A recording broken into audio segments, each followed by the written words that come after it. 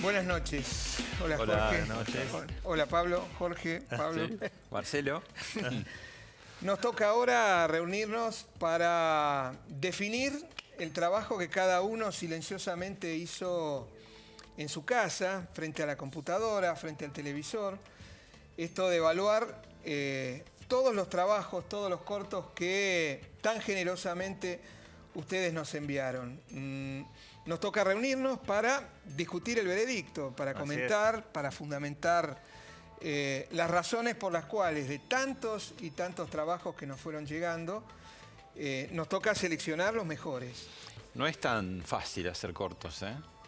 Más difícil es juzgarlos. La verdad, la verdad. Sobre todo cuando uno valora y tiene en cuenta justamente la dificultad que consiste en manejar la síntesis, en comprimir significados, palabras, hechos y tratar de contar una historia en el menor tiempo posible, ¿no? Totalmente. Y rodearse de la gente que a uno lo ayuda a contarla de la mejor manera también. Siempre está como el problema, ¿no? De qué vas a contar y cómo lo vas a contar, ¿no? Y esa tensión se ve en todos estos trabajos que llegaron a volver, ¿no? Y que tuvimos que ver. ¿Desde qué perspectiva tomarla? Digamos, la mirada del autor, ¿no?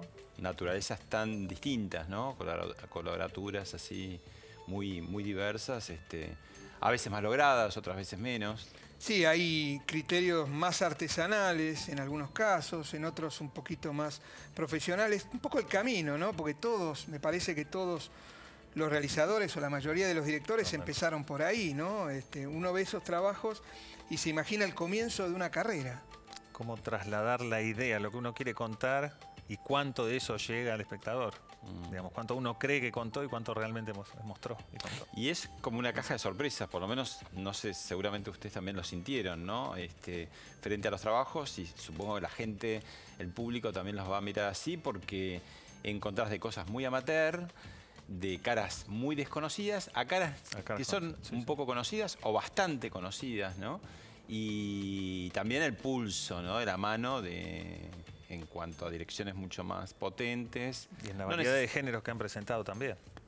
Sí, hasta hay intentos de hacer búsquedas en el segmento de la animación, que es también muy complicado de hacer, complejo, que normalmente lleva muchísimo más tiempo que una situación de ficción, relato con personajes de carne y hueso.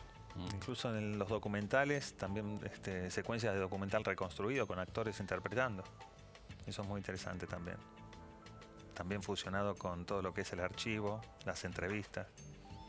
En ese caso, lo que uno puede notar también como matiz es que el cortometraje tiene la libertad de no moverse en un espacio, en un espacio por un lado, pero en una franja de tiempo que no está determinada. Hemos visto cortos que no duraron más de 3, 4 minutos. Totalmente. Y otros que llegaron casi a la media hora, en la orilla de lo que podríamos llamar el mediometraje. Y otra vez pasa lo que seguramente ustedes también habrán experimentado en el cine y especialmente en el teatro, ¿no? Cuán relativo es el tiempo, ¿no?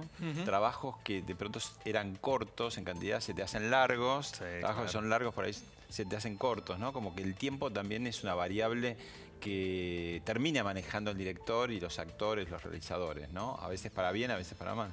Lo que yo noté también a lo largo de la visualización de estos documentales, que fueron muchos y también hay que agradecerle hay que reconocer el interés por el concurso, por la cantidad de material que nos llegó. Y esto lo digo en términos de factor positivo y un factor no tan positivo. El tema del uso de la música, a veces demasiado omnipresente, a veces adecuado para ilustrar la acción y otras veces con la sensación, y esto también tiene que ver con el aprendizaje, de que la música, hay directores que sienten que es necesario poner la ilustración musical para tapar a lo mejor lo que la propia acción ellos creen que no dice y podría estar diciéndolo sin necesidad de ese comentario a lo mejor exagerado o sobrecargado. Sí. Son esos momentos donde a veces no suma a la historia. Muchas veces acompaña, muchas veces complementa, pero es verdad, hay casos donde digamos, la música toma una presencia digamos que excede a la intención del cortometraje. Otras veces sucede también que quizás las limitaciones técnicas con que ellos se han manejado a veces no ha permitido que hayan logrado plasmar la idea como quisieron. Pero en general con una primera lectura suele notarse eso. Igualmente hubo casos en los que la aparente precariedad técnica está reemplazada, está muy bien aprovechada con una libertad narrativa, con una frescura, con una originalidad y un intento por romper moldes que es verdaderamente bienvenida, ¿no? Que eso en general cuando uno avanza profesionalmente cada vez es más limitado. Uno siempre comienza a responder a una mayor cantidad de reglas o pautas que le van poniendo. Eso sí, también el tema de, a veces si querés como pasar a la historia, ¿no? Que sería el principal error, ¿no? En vez de, digo, siempre gana el que te cuenta la cosa más simple, ¿no? De manera más sencilla. Lo decía Borges también con la literatura, que no era precisamente una pluma sencilla, pero a veces en el cine y en los cortos la sobreabundancia de adjetivación finalmente termina hundiendo el trabajo, porque además como estás en una cantidad de tiempo dramáticamente corta, se nota más, ¿no? Claro, está atrapado por el formato. El corto me da la impresión que también responde a una idea de la que alguna vez se habló y se mencionó a Borges, pues Borges se sabe, era una persona a la que le gustaba mucho el cine, que antes de sufrir esta situación que lo dejó ciego, había oficiado de crítico de cine, había hecho críticas de cine muy ponderadas y muy valiosas y muy interesantes. Y la lectura que Borges hacía era que la materia prima del cine desde el punto de vista de la inspiración literaria no era la novela, sino era el cuento.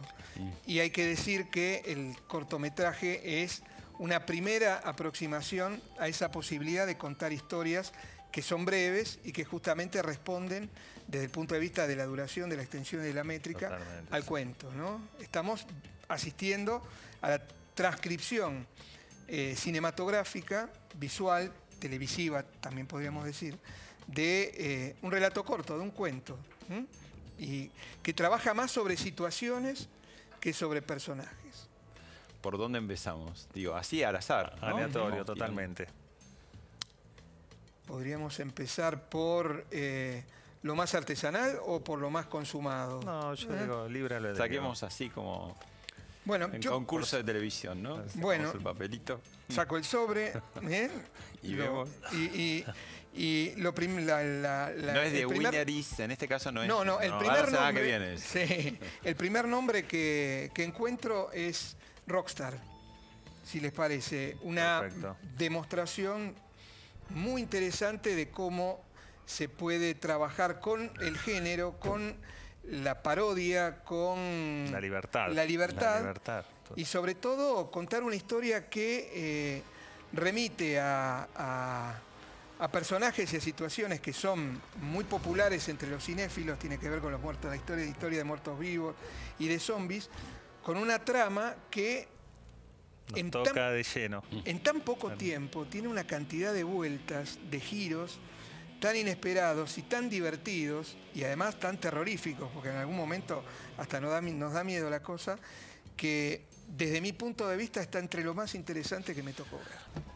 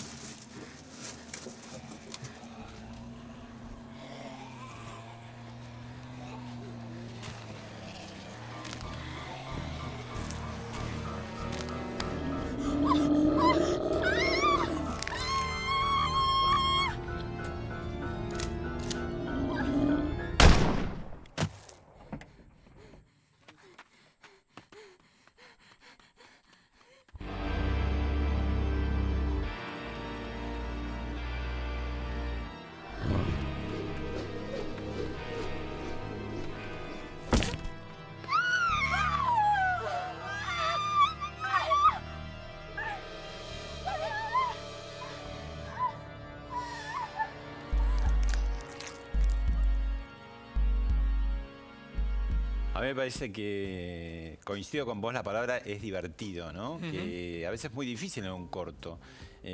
También jugarse a lo delirante, bordeando esa zona muy peligrosa de lo bizarro que es muy difícil de manejar, ¿no? Casi paradójico, porque decís, tiene su sutileza manejarlo bien para no caerte. Y ahí creo que va por una línea muy interesante con muchos guiños a quienes nos gusta todo eso, ¿no? No, la presencia de Marcela Pacheco, por ejemplo, ¿no? Que hace mucho que no veíamos en un papel muy divertido. Sí. Sin en realidad lo bueno del elenco y de todo el equipo en general es que trabajaron sin ataduras. O sea, desde la locación que eligieron, el tipo de historia, realizarlo de noche, digamos, son todos factores, digo, que requiere mucho amor llevarlo a la pantalla. Y esto desde el lugar del cuento, de remitir un poco a lo que era el cine que inició un poco Sam Raimi, de fusionar el humor con el terror y el bajo presupuesto, yo creo que es una excelente elección que esté entre los semifinalistas. ¿Saco un papelito yo? Sí. Saco así, hacemos actuación de mimo casi y veo Lila. Lila parece que va justamente por un tema que es bastante recurrente muchas veces en la producción de cine, de televisión, corto, medio o largo, ¿no? Que es el fútbol como el camino del medio. Pero acá con muchísimos ingredientes inesperados, con una historia casi en paralelo que después se junta, con actores también reconocibles, ¿no? En algún punto. Con muchos tics entrañables, y yo estoy hablando, soy el que menos de los tres sabe de fútbol, ¿no? Pero me llegó por eso, ¿no? Por la historia donde no solamente humanos, sino justamente un perro que también es protagonista, ¿no? Involuntario. Sí, tenía mucho que ver con los relatos de Fontana Rosa, los relatos futboleros de Fontana Rosa, ambientados en ese mundo de pequeños pueblos, de pasiones ligadas justamente a la sensibilidad popular, pero que no trasciende justamente a esos pueblos, pero en los que se juega muchísimo, ¿no? Esta cosa de no anticipamos nada, pero cuando uno ve Lila también se imagina de una manera casi artesanal y pueblerina esas cuestiones de vida o muerte ligadas al fútbol, donde todo un pueblo se está jugando alrededor del resultado de un partido.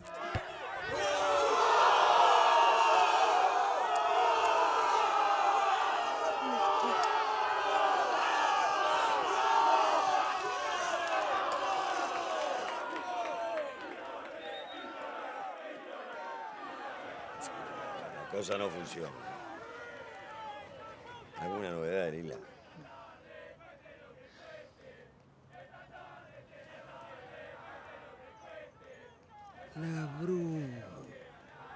La bruja de ellos, ¿cómo no me acordé? No, quédate tranquilo. Ya me encargué. Saquemos la figurita. ¡Deja esa carta, mocoso!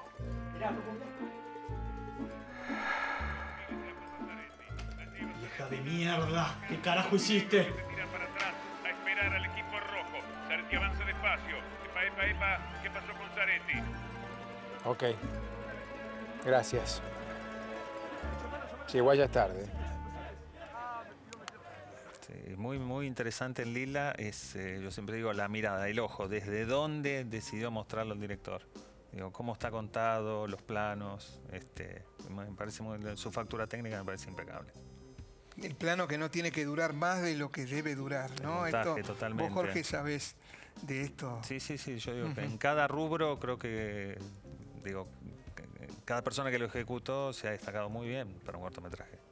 ¿Querés sacar vos un papelito? Sacamos otro papelito y podemos nombrar a Martita. Cuando vi Martita, lo primero que recordé fue Historias mínimas de Sorín.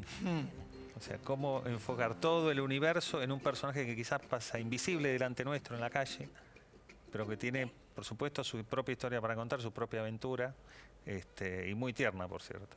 Este es mi lugar de trabajo. Yo transformo esto en esto. Mis herramientas más importantes son la hornalla la plancha, la escoba, el trapo de piso y la pala. Qué lindo sería que haya 3 Martitas como yo para que hagan el trabajo por mí. Una que se ocupe de ordenar los cuartos y los baños. La otra de la cocina y el lavadero. Y por último, el living y el pasillo.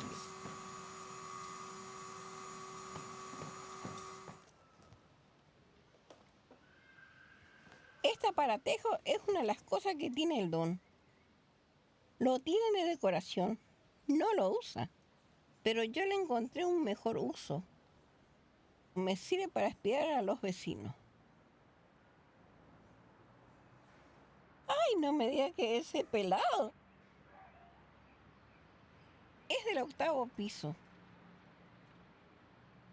Para mí que él sabe que lo espío y le encanta.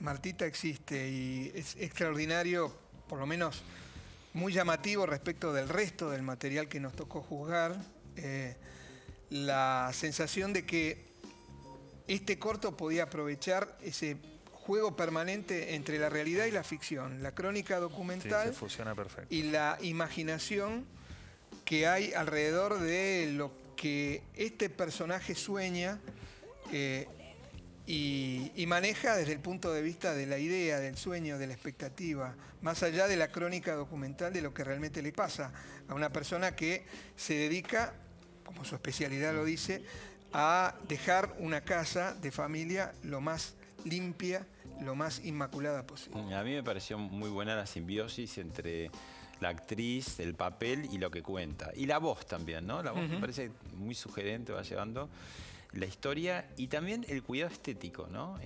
Incluso los títulos, donde hay algo de la lo que es la casa, ¿no? Lo estático de los planos, totalmente. Totalmente, muy interesante. Igual vos ahora que decís actriz, uno mira ese material y decís, ¿está actuando? Esa es la pregunta. Sí. Saco otro. Saca. Y Capitanelli y la nueva generación. A mí me pareció muy interesante porque este es otro costado, ¿no? El documental que está entre lo periodístico, está entre el espionaje. Hay varios géneros ahí, por momentos inquietantes. Maneja muy bien esa cuerda de ir de un lugar al otro, ¿no? Me gustó mucho cómo maneja los planos, los testimonios y cómo va enhebrando esa historia tan particular de un cura tan particular. En un momento histórico tan particular, clave, también. Con una historia de sangre también, ¿no? En septiembre de 1978 salió una nota en la revista La Semana con el título de Sorprendente rebelión de un cura rural, el cisma. El púlpito de la iglesia de Felicia está vacío. Su párroco reconoció a Gregorio XVII del Palmar de Troya como papa y declaró herejes a todos los obispos argentinos. El padre Capitanelli subió resuelto al púlpito y anunció a la feligresía que el Papa Juan Pablo I era un antipapa. El arzobispado de Santa Fe cayó en herejía, está excomulgado y no tiene más jurisdicción sobre sus ovejas. Consecuentemente, Capitanelli fue suspendido a diminis por Monseñor Sape. Y bueno, llega un momento que en la presidencia de Laudelino Sena en la comuna, con grave discrepancia, el gobierno con Monseñor Saspe le pide la expulsión de la iglesia, donde Capitanelli seguía residiendo, a pesar de que ya no era la iglesia católica, apostólica y romana donde él se había iniciado. Sí, nuevamente lo que marcaba hoy es que también tenga fragmentos de documental reconstruido.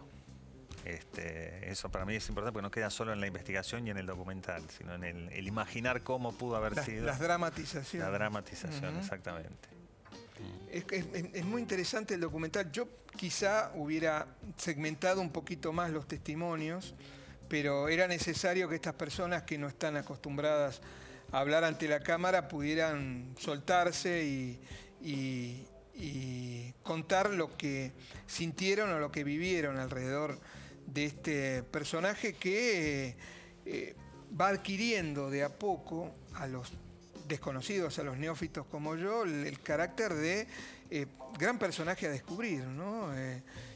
con esos rasgos que uno recién termina de develar cuando el misterio empieza a aparecer y esa carta escondida u oculta como esa botella que se tira al mar. Diría el McGuffin. El Es McGuffin, del sí. documental. Y el cuidado también en la elección de los testimonios, ¿no? Porque ahí me parece que es donde hace la gran diferencia. A veces los documentales periodísticos pasteurizan un poco los testimonios, son todos iguales. Y acá cada personaje, sin robarle protagonismo a la historia, tiene como un costado particular, ¿no? De personaje, parece hasta trabajado, tanto desde el lugar donde lo ponen, como la cámara da vueltas alrededor, ¿no? Muy interesante. Sí, pero sin embargo han logrado equilibrarlos a todos. Uno termina de verlo, y digamos, y el peso repartido entre los personajes, como lo mencionás, está muy bien. Son verdaderamente pintorescos algunos, ¿no? Algunos de los testimonios y de los personajes. Y hay también alguna conexión, algún diálogo velado entre este documental y la casita, ¿o no? Claro, bueno, ya sería el otro papelito. Digo, ya en realidad se relacionan bastante. Claro. Una historia todavía más oscura, que todavía seguimos recordando. Y lo fuerte nuevamente de tener a que los protagonistas, los entrevistados, digo, lo pueden contar en primera persona. Digo, sin entrar en demasiados detalles ahora. Me pareció muy interesante, muy bien llevado, muy entretenido, no sería la palabra por el tema que se toca, pero muy dinámico. Claro, tiene que ver con la época de la represión y un lugar que no se sabe, un no lugar, ¿no? Exacto. En definitiva. Otro misterio, igual que... Claro, y cómo se va acercando y alejando en el mismo documental, ¿no? De pronto parece que está cerca de encontrar ese gran misterio. Y tampoco lo hace. Y los testimonios te van llevando, ¿no? Sí, suman pistas, aunque... En términos de forma, más allá del contenido, ya conocemos la historia tan terrible de aquellos años tremendos que nos tocó vivir en la Argentina. El tema de estos cortos es verdaderamente interesante. Yo lo sentía en relación a aquello que se cuenta, el hecho de estar cerca de las maneras convencionales de contar estas historias desde el punto de vista del documental periodístico o de investigación, y estas búsquedas de enfoques nuevos, de miradas nuevas, de salir de lo convencional. Me parece que hay en estos dos documentales una búsqueda de respetar la convención, respetar el género, lo que se cuenta. Tiene una serie de reglas.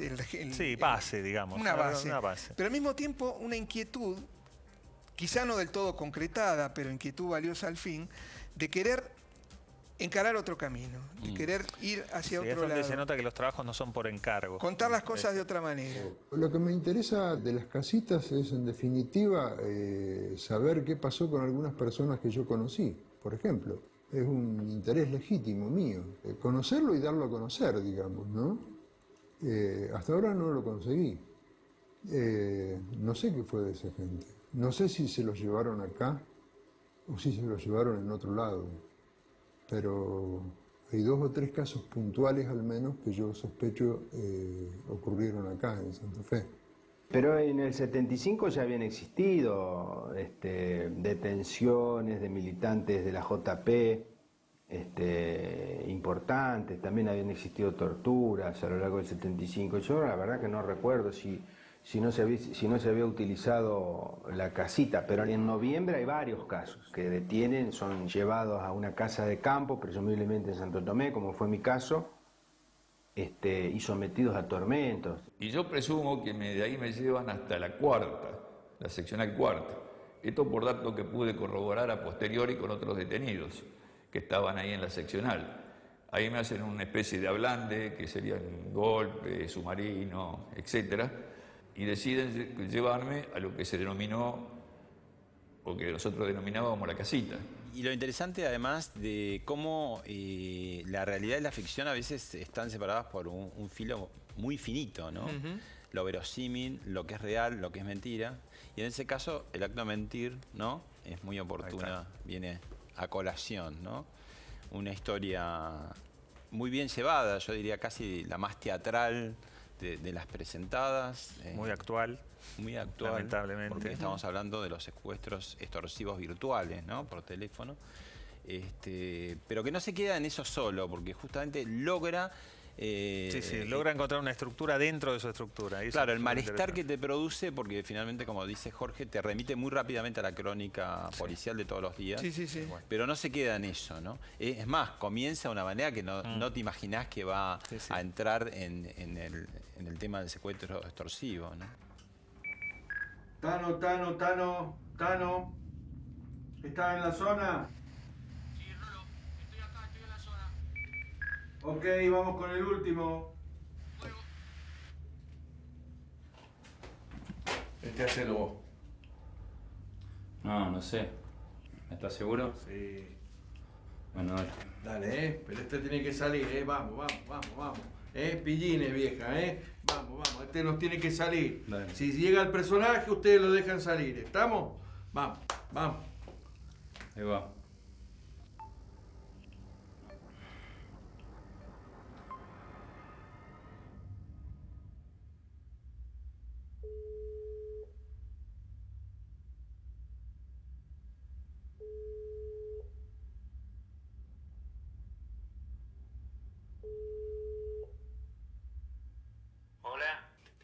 Hola, papá, ¿me escuchás? Soy yo. Alicia. Sí, papá, por favor, ayúdame. Alicia, hija, ¿qué pasa? ¿Qué pasó? ¿Qué pasa, hija? Papá, me tienen secuestrada, por favor, ayúdame, por favor, papá. A ver, espérate un poquito, hija. No sé, Alicia. Hola. Hola, mamá, por favor, hace todo lo que te pidan, por favor. Por favor, ayúdame, por favor. Hola. ¿Quién habla? Por favor, mi hija, decime. Escuchame lo que te voy a decir y escuchame atentamente para que comprendas la situación. ¿Quién sos vos? Por favor, decime. Escuchame bien, a tu hija la tengo acá arriba de una trafi, está fuera de peligro. Ya, si en el tiempo que yo quiero no consigo dinero, yo a tu hija tengo que mandarla a otra provincia y venderle todos los órganos, ¿está claro? Yo no recuerdo haber visto en otras dramatizaciones sobre el tema una descripción, una puesta en escena tan fidedigna, tan bien trabajada y tan sólida desde el punto de vista de la narración de una situación de secuestro virtual.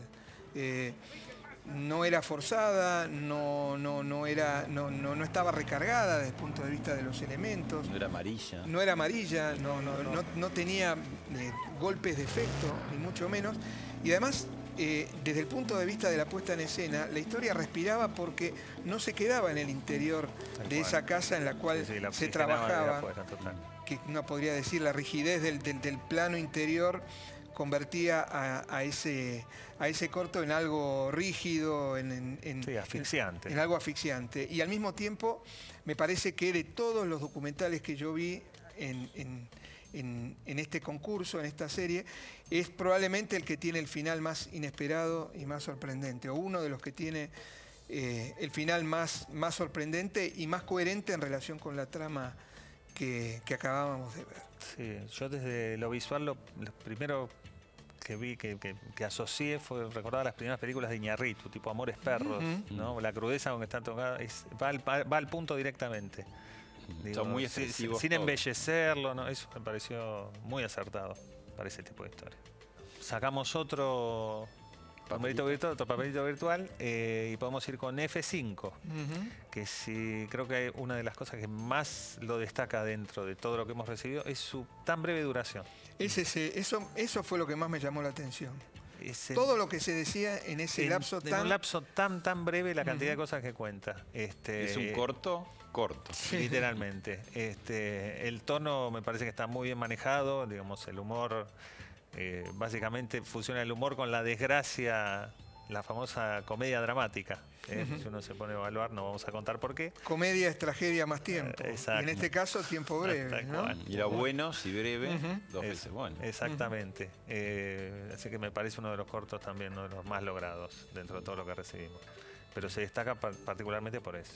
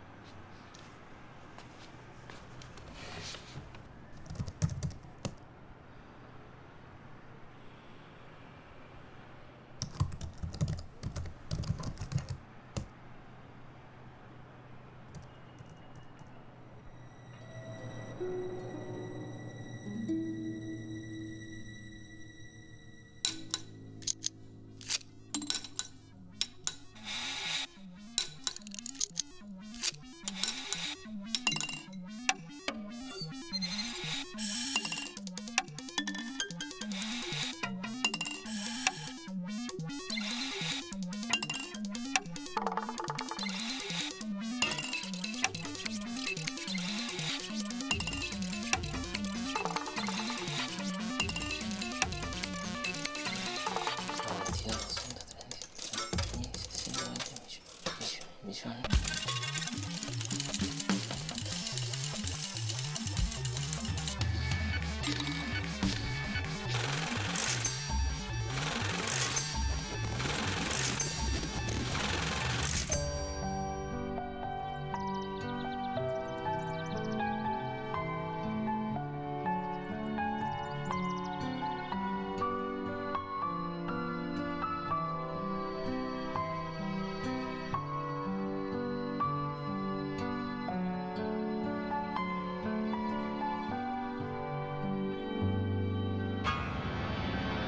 Y además toma la decisión, ¿no? Porque muchas veces yo supongo que en el amateur, pero también en el profesional, ¿no? Decir, bueno, si tengo más tiempo puedo mostrar mejor mis valores, mis talentos, el cofre de joyas que tengo acá, ¿no? Digo, hay que ser muy valiente y es una buena jugada si lo sabes resolver. A veces no es solo el tiempo, sino los recursos. Muchas veces con menos recursos se logran mejores relatos. Eso suele suceder. Interesante. La alternativa o la oposición o lo opuesto sería After Office, que es uno de los más extensos de todos los que nos tocó ver, uno de los más profesionales, de los más sólidos desde el punto de vista de un look muy particular. Del soporte técnico, del look. Muy entrador, muy atractivo visualmente, ¿no? Me parece casi publicitario. Me parece que ese corto justamente trabaja de una manera deliberada esa estética publicitaria para contar o para mostrar, si se me permite la expresión un poquito pretenciosa, pero expresión al fin, de un retrato del mundo, tal como los que hicieron. ¿A qué se supone que aspiramos? Exactamente. Y es un personaje que la mira de afuera también, ¿no? Que no se involucra, que sale. Creo que está en ese momento bisagra donde tiene que decidir. Che, mira, te cuento, me pasaron una data. Parece que las chicas del banco se juntan esta noche a festejar el cumpleaños de una. ¿Vamos? ¿Hoy? Che, ¿qué pasa, Margot? Nada. A ver, ¿cómo es la cosa? Explícame. ¿Desde que estás haciendo, te pones serio? No va eso. Eso no estaba en el contrato que firmamos, ¿eh? Perdona, estoy en cualquiera. ¿Sabes lo que daría cualquiera de los empleados para estar en tu lugar? Te tienen envidia, sí. ¿Nunca sentiste como si estuvieras viviendo la vida de otro? ¿Qué? Bueno. No, perdón. Creo que te pegó la birra. No, boludo, te estoy hablando en serio. No, nunca sentí eso, la verdad que no. No, ya fue, no me des bola. Debo estar durmiendo poco, debe ser eso. Bueno, dormí más. Bueno. Tomate algún recreo en la vida, boludo. Ah, la haces re fácil vos, ¿no? No, fácil no, qué sé yo. Me parece que tiene que ver con otra filosofía de vida, si se quiere. Filosofía de vida. Claro, boludo, tienes que ver la vida de otra manera. Que yo más relajado, sin tanto bardo. Cuando bajás un poquito, te vas a dar cuenta que los problemas se van solos. Te lo digo por experiencia. Si damos un poco de esto, porque... ¿Sigues jugando? ¿Fútbol? Sí. Obvio, papá. Los martes son sagrados ahí. ¿Vos te pensás que nosotros íbamos a dejar de jugar al fútbol porque vos no venías más? No, ya sé. Arqueros sobran. Quizá el final, uno podría decir, me animo, que no estaba, no quisiera decir a la altura del principio, un final un poquito deliberadamente agradable respecto de lo que estaba pasando. Uno imaginaba a lo mejor un final un poquito más duro, menos condescendiente, pero muy sólido desde el punto de vista del tratamiento de la imagen y de la construcción de los personajes. Y también le va a llamar la atención al público porque hay caras reconocibles, ¿no? Sí, claramente, y situaciones reconocibles. Sí, porque uno, muy actuales. Yo creo que de los que nos están mirando, muy pocos podrían decir, esta situación no la viví, no la conozco, no la escuché, no la sé por referencias de alguna persona conocida, pariente, amigo. Es una situación cotidiana que a cualquiera le podría pasar, y esa también es una de las virtudes de estos cortos, ¿no? Llegar a cercanías de lo que a la gente le pasa. Identificarse, cotidianamente. ¿no? Claro. La empatía, eso es clave.